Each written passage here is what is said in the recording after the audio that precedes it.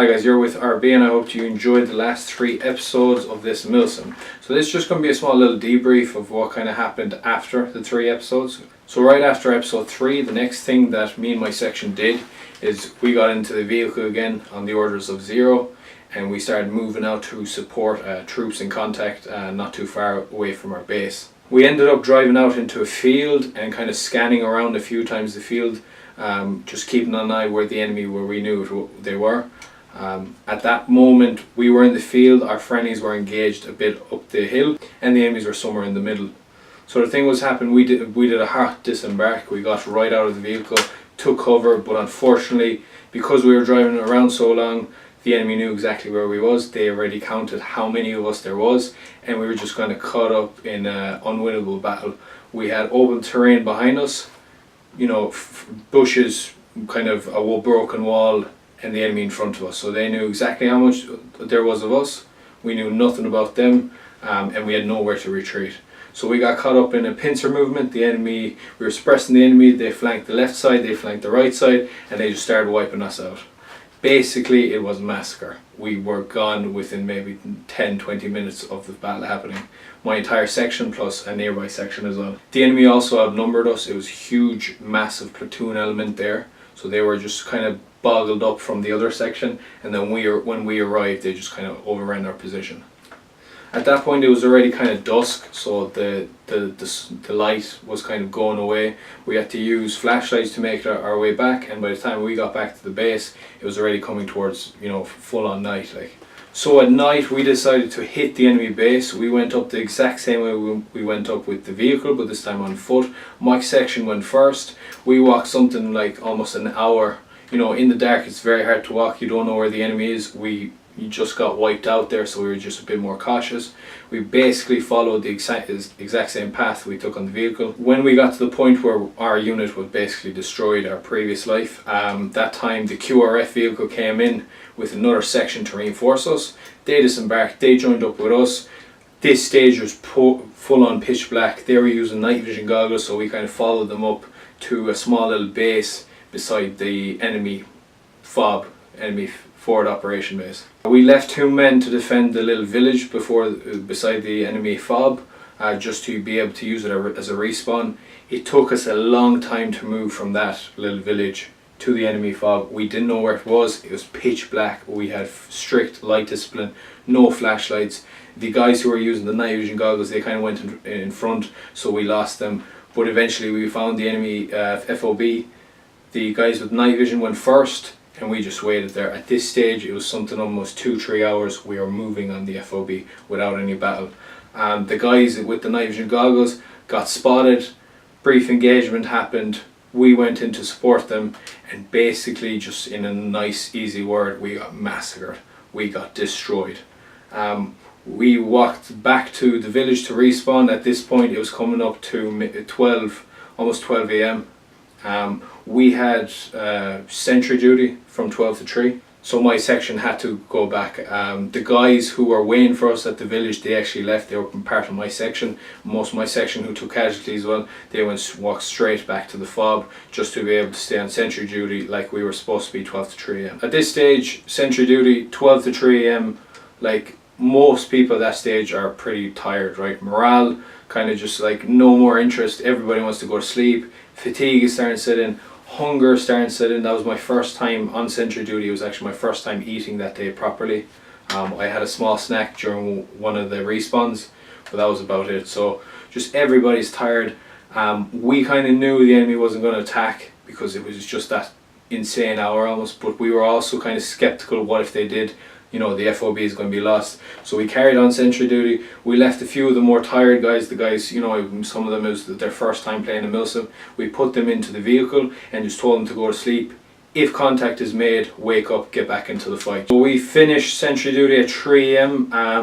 I sent the people left in my section kind of basically off to bed in the tents in the campsite. Myself, I stayed there till about 3:40 AM just to wait until the other section on sentry duty to come in, you know, to actually take over sentry. So I full on laid into my tent basically at 3:40. Again, wake up around 8 a.m. We were at the FOB ready for our next orders, 8, 9 a.m. You know, so very little sleep, really little food, just quick kind of breakfast, because at that stage there's no time to really eat. Your body just doesn't want to eat anymore. It's just one thing that kind of happens when you kind of have stress factors, adrenaline, kind of your body's active, you know, you're constantly moving, you're running. So it was quick breakfast and you're back into the game basically. On the morning part of the Milsim, the kind of objective there, again, not much footage is going to be seen shown about this because it really kind of went downhill for myself and my medic. The objective was we were supposed to shoot down a plane with the enemy, with their dictator, basically their leader, their country's leader, down, and we were supposed to capture him alive or dead or alive, you know. Most of my section at that time wasn't even up yet, so we kind of mixed in with Gold 2 and we went by QRF to kind of attack the enemy from the back, just to make sure that, you know, at that stage, day one, we destroyed the communications array, so the kind of radar was down. The enemy plane would come in and we'd shoot it down. When we arrived in the spot, in our location with the QRF vehicle, basically enemy saw us, we made contact, and our entire kind of unit was massacred. I think there was one survivor as far as we understood. While the enemy was searching us, you know, for any intel, the kind of the second wave of the QRF vehicle came in. They took out the enemy. Unfortunately at that time I was dead. The only respawn point was just a small bit away. Kind of we all ran there to respawn as fast as we can because we captured it. Like, unfortunately, because there was 8 of us, it takes 5 to respawn, so you need 5 men in the CCP to respawn. There was 8 of us on the initial attack, 7 of us were taken out, which means 5 lads managed to respawn and 2 guys were left. Unfortunately for me, and kind of the video sense is, the 2 guys who were left was myself and the medic. So me and the medic kind of just waited there for more kind of dead players to come in so we could respawn. That never kind of happened. We stayed there, and I actually did time this for 1 whole hour waiting for casualties to come in, and they never did. After that, we kind of just decided to move to a much closer CCP to our FOB just in case casualties were coming in there.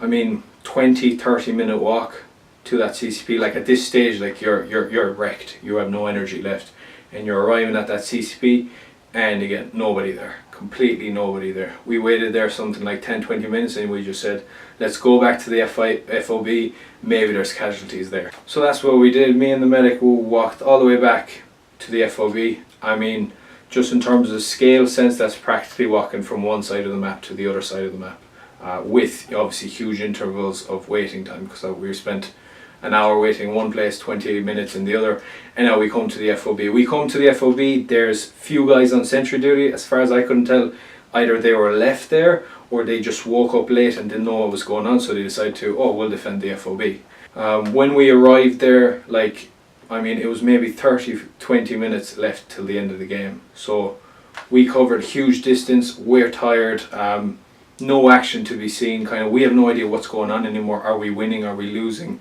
So just kind of complete kind of loss from communication, completely out of the game, we felt like already. And then coming up to maybe 15 minutes to the end of the game, we see just this huge wave of friendly players just coming in dead with their dead rags, and we're like, okay, we lost basically, obviously, the firefight, because like our entire side is coming in dead. So we're seeing that come in from one side, and then I'm kind of thinking, I don't know why, I'm just kind of like, well, this would be a perfect time to get attacked, you know, like if there's an enemy team out there, we have 15 minutes left on the clock, and there's a huge wave of dead players coming in, so we're kind of focused on that. So I have a kind of scan to the right, scan to our left, and exactly, enemy team right there, and it was like the most scariest contact I've ever seen. I turned my head and I just see maybe 4 guns pointed directly at me. Oh my god, contact! Now we get instantly attacked. These players kind of knew the surrounding area. I'm pretty sure some of them were the attackers during, you know, episode 3. So they kind of knew the surrounding area because they spent like huge amount of time attacking our FOB in episode 3. So we had very little players alive. Obviously the new players coming in couldn't respawn because the FOB was under attack. They just lobbed us with grenades, took us all out, got in the FOB, cleared it, captured all the intel, and retreated back. Now again, taking this into account, because you don't kind of get a debrief after the Milsim of what actually happened, what went wrong, what went right, so I'm kind of just doing it from my own perspective. Taking that into account, the fact that our entire side basically lost all fighters, all our men casualties. We lost the FOB. In my eyes, we as Task Force Black lost the Milsim. Now again, I can't confirm this and I can't deny this, but that's just from what I saw as a player and my perspective on it. Taking that into account, I believe, we just got massacred. The invasion failed. We didn't get the dictator, as far as I know. I may be wrong on that, because last thing I heard on the radio was they captured him or they got his body and they were trying to extract him, but I don't know if that team made it or was part of the soldiers coming in as casualties. So that's kind of the explanation of why a lot of footage is missing from the Milsim. I tried to kind of give you the overall picture in case you ever want to play a Milsim in Ireland, just taking the video footage and what kind of happens. Again, it's a Milsim, so it's a military simulation, so there's good parts and there's bad parts. That's kind of the whole point of it, right? You're not there just to play and be Rambo. If you want to be Rambo, go to a normal airsoft skirmish. You get in just constant firefights. You come dead, you come alive in a few seconds, you're back in the game. This is a Milsim, right? Military kind of rules, much serious communication. The firefights are less frequent but more intense, because you kind of value your life. Because when you die, you have to walk for ages to get respawn, if you manage to get respawn. Like in my case, on the second day, we never got to respawn practically till we made it on back to our FOB. So I really enjoyed it. Good and bad parts, I would say the good parts was in that vehicle. Like you probably saw it there in episode 3. I kind of put in a bit more footage of myself in the vehicle, because it was just, it's the most adrenaline I got in an airsoft game in a long time. I'm in the back of the vehicle. The door is wide open, no seatbelt, nothing, and you're getting thrown around like that. And you're like, the only thing stopping me from falling out of the vehicle when we're going up the hill is my left leg holding on the door. And it's just that intensity of that, okay, the adrenaline is going. It's just one of those moments. It's very hard to recreate it. Bad parts, obviously, huge amount of walking, tiredness, fatigue, low food, you're hungry, you're constantly thirsty. You kind of have awesome parts, as you saw episode 1, 2 and 3, and then you have a full day of just nothing, which was day 2 basically, the entire second day. Barely got it, barely used my gun the entire second day. I think I shot something like half of one magazine, just half of one mid-cam magazine. That's all I managed to get off, because we died on the vehicles once we got out, and we died in the base because we were lobbed with grenades. Other than that, would I go again? Definitely. Awesome Milsim. I'd love to go again. I'd love to go as many times as I can. It's just it's very hard to recreate at such a high stakes game. Like there's command structures, there's things you just can't recreate. It has to be in a Milsim. And again, that's why players go to Milsims. They just enjoy that kind of stuff. Hope you guys enjoyed the video. Make sure to like, comment and subscribe. I really tried to make this series almost like take the entire Milsim perspective. I know like most of the second day is missing, but that's because I can't make a video out of it. I'll do a video and it'll just be the most boring video ever. So I took the good parts and kind of walked you through the bad parts, just so you know, if you go to Milsim, don't be expecting only awesome parts where you're in a vehicle or commanding sections or that kind of stuff. There is boring, tiring, just parts you're pissed off, like I have to walk for an hour to get to respawn. Jeez, why is it done like that? Well, why it's done like that is because so when you're taken out, you're not going to be right in the same spot, knowing off by heart where the enemy is. That's one thing about the difference between Milsim and skirmish. In a skirmish, you don't value your life. You use your life as a kind of reconnaissance. You go to a forest, you get shot.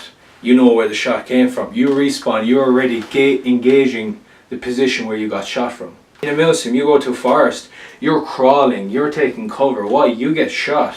You're not going to be able to engage that guy again because you got to go back and respawn. And that's a long way to respawn. So, in terms of that, I loved it. I definitely will go again. I definitely recommend for anyone who kind of likes that version of Airsoft to try it out on Milsim.